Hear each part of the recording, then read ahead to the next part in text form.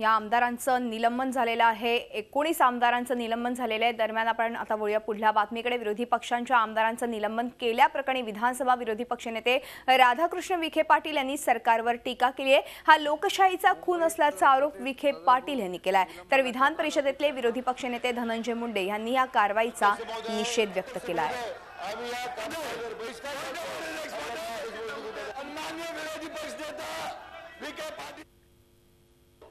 दोन आठवडे आम्ही शेतकऱ्यांच्या कर्जमाफीची मागणी करतोय।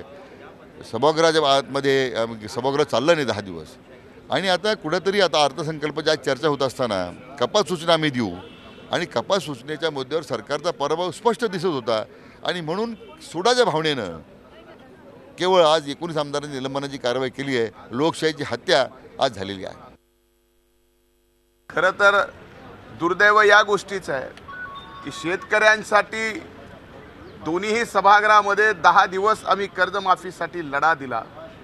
या सरकारला तर पाजर फुटलं नाही, कर्जमाफी अर्थसंकल्पात आली नाही, पण कर्जमाफीची मागणी का केली म्हणून जर 19 आमदारांना निलंबित केलं असेल तर या सरकारला मला या ठिकाणी सांगायचं आहे, असे आमदार कितीही निलंबित केले तरी शेतकऱ्याच्या कर्जमाफीसाठी राष्ट्रवादी काँग्रेस आणि काँग्रेस या सदनामध्ये आणि सदनाच्या बाहेर लढा देणार आहे।